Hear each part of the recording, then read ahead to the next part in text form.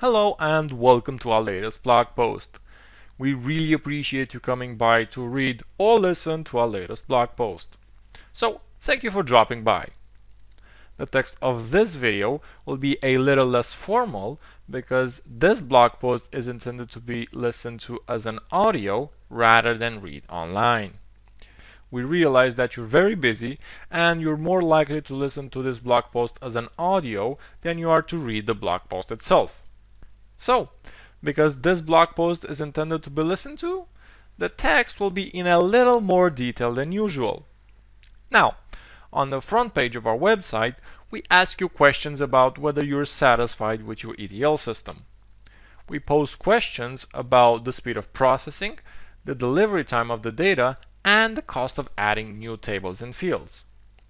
And we ask that if you're not satisfied with your ETL in any way, shape, or form, we would like to talk with you and hear what your problems are. We're pretty sure we can help you. Today, we're going to share with you an example of performance improvement at a local Romanian company we've been working with over the last 5 years. Indeed, we were able to gain the confidence of this company by showing them some of the improvements we could make to their ETL way back in 2015. To give you just a little background, they are a retail with the chain of stores nationwide. Pretty much everyone in Romania knows their name. Here we go with the story of how we've improved ETL performance and data coverage for this Romanian retailer. Okay? The ERP involved is Microsoft Navision, and so SQL Server was chosen as a target data warehouse platform. The first release of the data warehouse had been implemented in 2012 using SQL Server 2008 R2 because it was the latest stable release when the data warehouse went live. After some years of operation, the customer was having problems getting their data delivered to the users at a reasonable time. In this case, the data from the overnight processing in Navision was not available to the business user until after lunch, around 1 p.m. What were some of the issues in the ETL system? Perhaps your ETL system contains some of these issues as well. 1. Using store procedures for ETL development. We do not recommend using store procedures to build ETL systems where they can be avoided. Because store procedure languages differ from database to database, you immediately lock yourself into that database if you use store procedures as your ETL. Today, we recommend ETL be written in ANSI standard SQL statements. Where tools are used to perform ETL should be database independent. It should always be possible to move your data warehouse database to a different database even if you never actually do that. It helps in negotiating license fees. Store procedures are also the single most expensive approach to writing ETL systems. 2. Serial execution of ETL processing. Because the ETL were written with store procedures, they were executed in serial. It is difficult to design SQL Server jobs to execute store procedures in parallel with the reliable testing for success of groups of store procedures. This lack of parallel processing of the ETL systems meant longer elapsed times for the ETL. 3. No staging area. There was no staging area constructed. So, the ETL processing, which lasted around 7 hours, was drawing data from the ERP production system directly that whole period. Not only does this slow down the production ERP, but the data that is being extracted is changing over time of the extraction because business processing was occurring during the extraction period. 4. Incremental updates not implemented. Incremental extracts and updates were not properly implemented. It is quite difficult to implement incremental updates processing properly across an entire data warehouse. When incremental update processing is not properly implemented, this leads to reprocessing of data that does not need to be reprocessed. This reprocessing adds directly to the ETL runtimes and the delay of the data for the business users. In this particular case, Tens of millions of rows of data that had not changed were being recreated and reprocessed. 5. Cluster fact tables rather than partition fact tables. The largest fact tables were created as clustered tables using a clustered primary index. The ETL was then reprocessing many rows in each of the largest fact tables. To do this reprocessing, the ETL was recreating the rows for up to 2 months, deleting the rows in the target fact table, and inserting the recreated rows. These deletes and inserts were logged, and the combination of the logging and the maintenance of the cluster indexes added a great deal of time to the fact table processing. 6. No multi-level summary tables. There were no multi-level summary tables as per Ralph Kimball's publications. So, once all the data was processed into the data warehouse, the reporting side of the project had to read the detailed transaction fact tables to populate reports for the users. So, not only did the ETL finish around 1 p.m., the reports that were then produced also had to be run by the users to get their results, and the runtimes were long because detailed fact tables were being scanned. So, that was the situation we were faced with 5 years ago. How did we address some of these issues over the last 5 years? 1. Manually partition fact tables. The first thing we did was to implement an example of a partition fact tables and test. Then we ran the exact same ETL for the production fact table against the manually partitioned fact tables and the test. Obviously, the performance was about 30% faster than the production cluster fact table. This got their interest because they had never considered manual partitioning. Database partitioning was not supported in SQL Server 2012 Standard Edition. They did not want to pay for the SQL Server 2012 Enterprise Edition to get database partitioning. 2. Delta detection to eliminate unnecessary database processing. We then implemented a simple delta detection algorithm for the partition fact table. This meant that rather than deleting and reinserting up to 2 months worth of rows, just those rows that needed to be inserted, updated, or deleted were processed. This cut runtimes by about 60% from the original processing times for this prototype fact table. 3. Introduction of multi-level summary fact tables. In his early works in the 90s, Ralph Kimball wrote about how a great deal of query time can be saved by having multi-level summary fact tables. His product, Red Brick, implemented this very idea. SSIS in SQL Server and all the Cube products implement a version of this idea. The customer had not implemented any multi-level summary fact tables. We implemented simple fact tables for the customer sale transactions and the GL transactions to show how the reports would run much faster. The customer was a MicroStrategy customer. MicroStrategy has built-in features to navigate multi-level summary fact tables because many of the employees who worked at MicroStrategy in the 90s were trained by Ralph Kimball. Once the then prospect saw that we could make all these improvements in the ETL processing and report query times with relatively simple changes, they chose to engage us to support their ETL and data models. This was way back in 2015. We then implemented these very simple ideas into their production ETL system, and the run times went down to about 5 hours from about 7 hours. In 2016, the client wanted to upgrade both the ERP and the data warehouse from SQL Server 2008 R2 to a later release. They chose SQL Server 2014 Standard Edition. Unfortunately, the optimizer had been altered, and the extraction SQL from the production ERP could not be made to work on the new version of SQL Server. After exhaustive testing to get the old store procedures to work on the new version of the database failed, we chose to implement a staging area. We had planned to implement a staging area at some point in time. The database upgrade simply brought the plan forward. We used the Navision timestamp field to perform incremental extracts from the Navision ERP.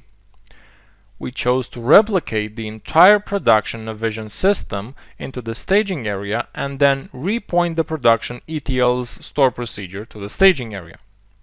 Of course, this added an hour of ETL processing time, so our processing times went back up from around 5 hours to around 6 hours. This would be a temporary increase, as we would now be able to have greater control over the staging area in terms of indexing and processing loads. We had previously had to be very careful of processing loads on the production ERP caused by the ETL store procedures. We devised a way to create staging area that was very quick to create. And from our learning and experience in that area, we can now create staging areas for Navision systems in a week's work. We've published a detailed white paper on how to create staging areas for Navision on our website. By having the staging area on the same machine as the data warehouse, we were able to persuade the optimizer to query the staging area using the same access paths as had previously been used on the Navision production ERP. More importantly, the full extraction process ran in just 30 minutes per day, so the extraction could be run out of business hours and when almost no changes were happening inside the production ERP. We implemented a delta detection processing algorithm for the 800 or so tables that had data in them, so we could easily tell which rows in the staging area had changed using a flag rather than using a timestamp. This was important in implementing incremental updates in later years for more tables being sent into the data warehouse. So, in 2016, we were having runtimes of around 6 hours, and the old store procedures we inherited were still running serially. The next major improvement we proposed was to implement the BIDA scheduler. The BIDA scheduler is a very good scheduler that allows the creation and management of processing groups that can be processed in parallel. These processing groups can be followed by a semaphore group to make sure all processing groups in the current group are complete prior to continuing to the next set of processing groups. So, please let me provide a simple example of why parallel processing groups is a good idea. In this customer, about 800 tables in their Navision system have data in them.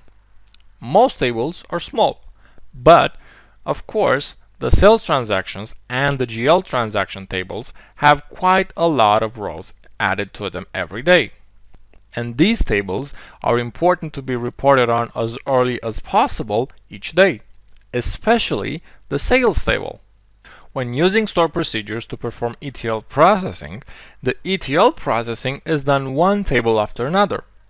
So, the sales transactions must be extracted and then the GL transactions must be extracted. The BIDA scheduler allows you to create a schedule where the sales transactions and the GL transactions can be extracted at the same time.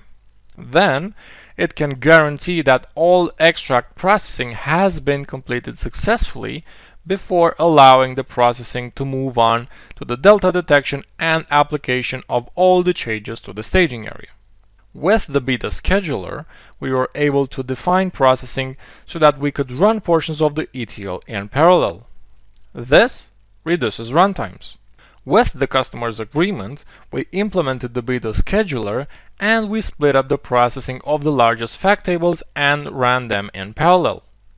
With all these changes applied back in 2016, we were able to get the processing down to around 4.5 to 5 hours. Much better than the 6 hours or so we were then achieving, and much better than the 7 hours or so we had started with. And with the processing times less than 5 hours, we could make the 9 AM deadline pretty reliably every day. Of course, between 2016 and May 2020, we added much more data to the ETL processing and the data warehouse. The volume of transactions have increased as their numbers of stores have increased, and the number of sales in stores have increased as well. We would keep doing performance tuning as much as was possible to the old store procedures, and we wrote all the new ETL using the BIDA ETL tools, and we implemented new tables using the BIDA data models. So, The fact that we maintained processing times to around 4.5 to 5 hours while adding a lot more data and volumes going up is also important. With improvements in processing in the production ERP itself, we were able to consistently move the ETL start time to earlier and earlier in the morning. We also did a machine upgrade and database upgrade in 2019. Now, the big reason for this blog post is this. Recently, the customer wanted to decrease the ETL runtime significantly. The customer wanted access to the results of prior day's sales at 7 a.m. rather than 9 a.m. Without rewriting much of the now 8-year-old ETL store procedures, we could not get that performance. We opted instead for a CPU upgrade and some SSD. We also chose to do some performance tuning of the old store procedures, just enough to get the runtimes down to where we wanted them. So, on our blog post you will see two images of runtimes from the BIDA scheduler, one before and one after our recent performance tuning. In the diagrams, you can see that on the 5th of May, the runtime for the weekday batch was 4 hours, 29 minutes, and 1 second. This is right on or about our target processing times. We've been happy to see processing times in the 4.5 to 5 hour range for weekday processing. That has been our target range for the last 4 years. Remember, that was down from around 7 hours in 2015, with Monday morning processing often being around 8 hours. In the second diagram, on the 27th of May, you can see that the processing time for the weekday batch was 2 hours, 34 minutes, and 30 seconds. That is nearly 2 full hour reduction in ETL processing. You can see we can start the batch at 2:15 a.m. and so with processing times of around 2.5 hours, we can now reliably, every day, be sure the ETL will be long finished by 7 a.m. for the business users. Indeed, business users who come in very early at 6 a.m. will also have access to previous day sales final figures by 6 a.m. Just as a side note, you can see that the batch number is 1272 on the 27th of May 2020. And yes, that does mean that there have been 1272 batches run using the BIDA scheduler since we put it into production in 2016. It has been very reliable in running this customer's ETL system, even though the original ETL system was written as stored procedures and run from the jobs menu in SQL Server Manager. Now, what changes did we make to reduce the ETL runtimes by another 2 hours? With the faster CPU and the SSD, we place the data that is most used in the ETL processing on the SSDs for faster processing. For the most part, we put the monthly partitions of large fact tables for this year's data onto the SSDs. We also adjusted the level of parallelisms for portions of the batch to run more of the workload in parallel. This required some schedule changes that were relatively easy to do.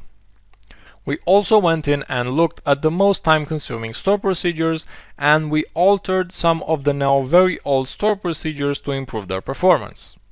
But all in all, when you consider we had already done a lot of performance work to get the weekday batch to run in around 4.5 to 5 hours, and when you consider we now been able to get that elapsed time down to around 2.5 hours, we think we did something that is worth telling you about in a blog post.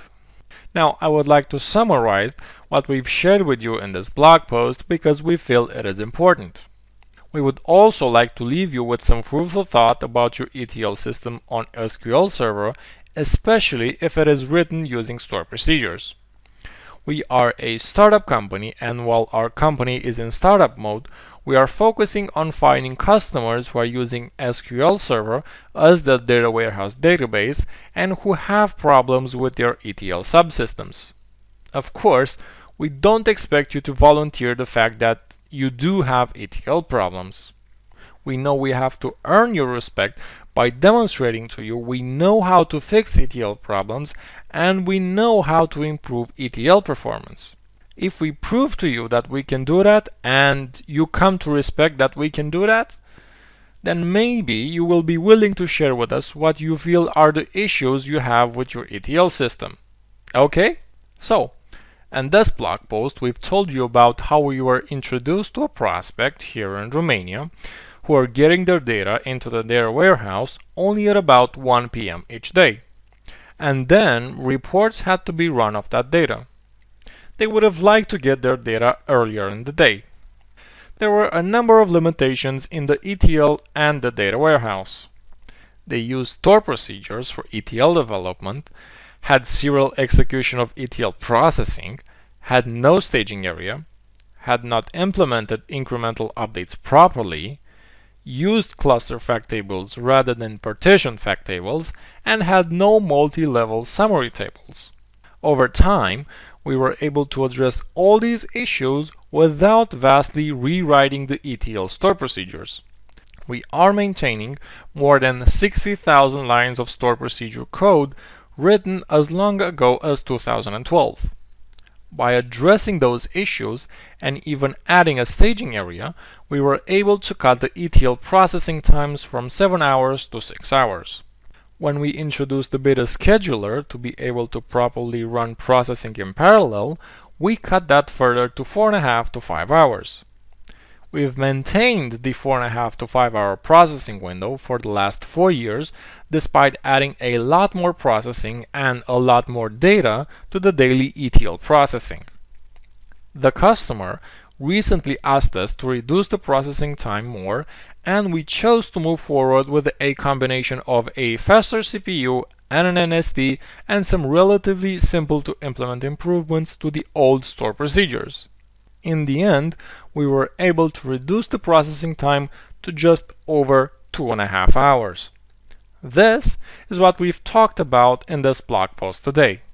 We hope that by reading or listening to this post, we've given you some reasonable evidence we know how to improve processing times for ETL systems implemented on SQL Server, especially those implemented with store procedures. If you're using SQL Server for your data warehouse and you have any of the 6 limitations we've listed above, we would really like to show you how we can reduce your ETL runtimes and get your business users the data they need on their devices sooner each day. Before we finish this blog post, we want to leave you with one last thought. Okay? One of the main reasons store procedure should never be used for ETL is this.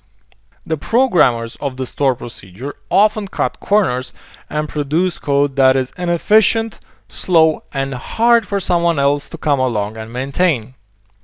They do this because when they're writing the store procedure, the emphasis is on how long does it take to write, test, and implement the store procedure into production.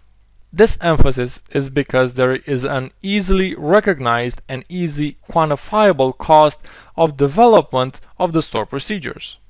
The programming consultants work on the paid-by-the-hour basis.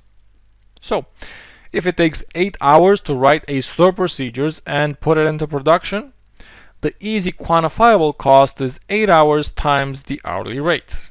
Many customers sincerely believe that this cost represents the majority of the cost of the development of the store procedure. It does not. In fact, when an ETL store procedure is implemented into production, depending on the skill of the developer, you have only incurred between 20 and 30% of the cost of that store procedure. The other 70 to 80% of the cost of that store procedure is yet to be incurred. This is called maintenance, and it can be 3 to 5 times the cost of development. Since we know these are the numbers, we know how to implement ETL systems that are not only faster and cheaper to develop, but they must be faster and cheaper to maintain too. If you're using SQL Server and have your ETL system written using store procedures, or if you think your ETL maintenance costs are too high and would like to reduce them, we would be very interested in showing you how our BIDA ETL will significantly reduce your cost of ownership of your data warehouse over the next 5-year period. Okay? Now, Here at the end of our blog post, I would like to say again that we're very pleased you've chosen to read or listen to our blog post. We hope we've given you some real food for thought about your ETL system you have implemented on SQL Server. We hope by sharing with you some of the story of the ETL support we've provided for this particular Romanian customer that we've earned just a little credit towards demonstrating that we know what ETL systems are about and how to improve them. My contact details are on our website. I would love to talk with you and hear what you consider are your issues with your ETL system. I would like to say thank you very much for reading our blog post or listening to me today. I really appreciate you. Thank you.